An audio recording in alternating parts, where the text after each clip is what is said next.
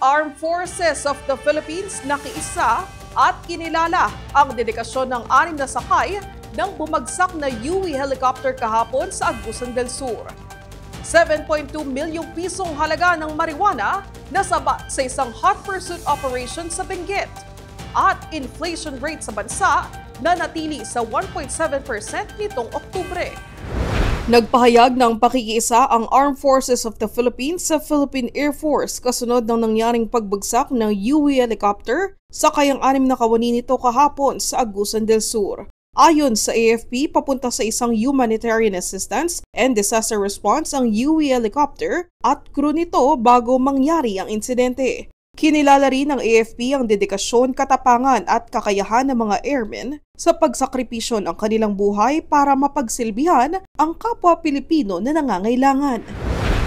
Arestado ang 2 lalaki mula Parañaque City matapos mahulihan ng 17.7 milyong pisong halaga ng marijuana sa Bacun, Benguet. Nagsasagawa ng checkpoint operation ang Benguet Police nang mapansin nila ang sasakyan ng 2 sospek na imbis na dumiretso sa checkpoint ay bigla itong umikot.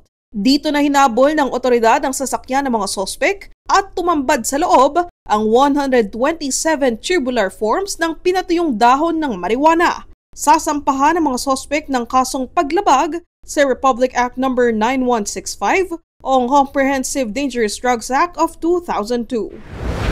Nananatiling steady o hindi gumalaw ang inflation rate ng Pilipinas nitong October 2025 ayon sa Philippine Statistics Authority o PSA.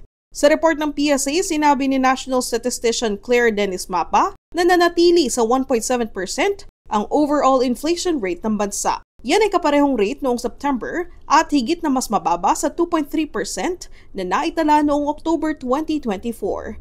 Ayon kay Mapa, bagamat tumaas ang presyo ng damit, kuryente, tubig, komunikasyon at personal care products, ito ay nabawi ng pagbagal ng presyo ng pagkain, inumin, produktong pangkalusugan, transportasyon at entertainment.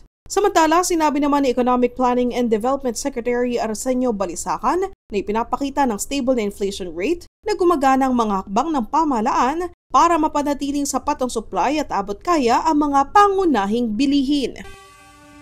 Kahapon, nalaman natin ang kwento ni Patricia tungkol sa pinagdaanan ng kanyang amang na-diagnose ng pneumonia ng sanhi ng MRSA na isang bakterya na resistant o hindi tinatabla ng ilang antibiotics. Ngayon, alamin natin ang payo ng isang infectious disease expert na ating nakapanayam para makaiwas sa sakit ngayong flu season. Narito ang part 2 ng aking special report. Kasabay ng buhos ng ulan ang siya ring pagbuhos ng mga pasyente sa mga ospital dahil sa trangkaso o influenza-like illness. Gano'n na nga ba kalala ang sitwasyon? Batay sa latest surveillance ng Department of Health, 6,457 cases ng ILI ang naitala mula September 28 hanggang October 11 sa buong bansa. Mas mababa ito sa naitalang 8,628 cases sa kaparehong panahon noong 2024. Kaya ayon sa DOH, bagamat marami ang nagkakasakit ngayon, walang pagtaas ng kaso kumpara sa nakaraang taon. Pero paano nga ba natin maproprotektahan ang ating sarili laban sa ganitong sakit? Payo ni Dr. Marja Buensalido ng Philippine Society for Microbiology and Infectious Diseases o PSMID, kung may sintomas, mas mabuting manatili na lamang sa bahay para hindi na makahawa. Kung hindi naman maiiwasang lumabas, you need to go to work or you need to do some errands, be conscientious to wear a mask kasi baka sa'yo mild lang pero kung yung mahawahan mo, elderly or immunocompromised, pwedeng mas severe sa kanila yung sakit. Number 3, aside from staying at home or wearing a mask, yung hand hygiene, hindi natin kakalimutan kasi pwede ring maipasa yung sakit through droplets. And syempre, pinaka-importante sa lahat, yung bakuna, because some of these viruses na nagkukos ng influenza-like illnesses are vaccine preventable. Kung bakunado laban sa flu, hindi lang sarili mo ang pinoprotektahan, kundi pati mga taong araw-araw mo nakakasalamuha. Batid naman ni Doc Marja na may mga taong nagdadalawang isip pa rin magpabakuna. Posibleng maling impormasyon online anya ang dahilan nito. Huwag tayong matakot.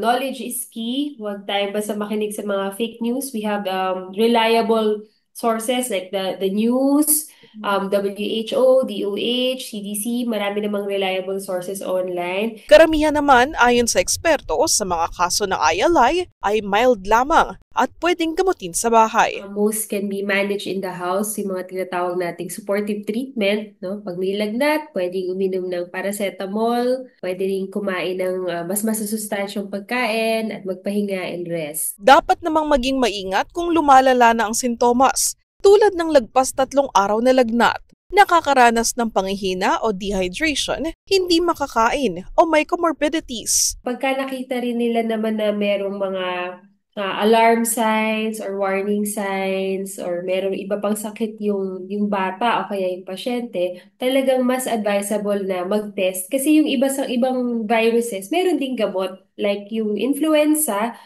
meron siyang oseltamivir na pwedeng ibigay sa pasyente para mas mabawasan yung symptoms ng pasyente. Paalala pa ng eksperto, iwasan ang self-medication. Sa tamang kaalaman at pag-iingat, maiiwasan natin ang pagkalat ng sakit ngayong flu season. At yan ang mga balitang nakalap ng All TV News ngayong hapon. Para sa iba pang balitang mabibilis, bisitahin ang aming website alltv.ph/news. I-like at i-share din ang All TV News PH sa Facebook at YouTube. At makinig sa All Radio 103.5. Mapapakinggan na rin po kami sa Spotify. Ako si Michelle Giliang. 50 days na lang, Pasko na!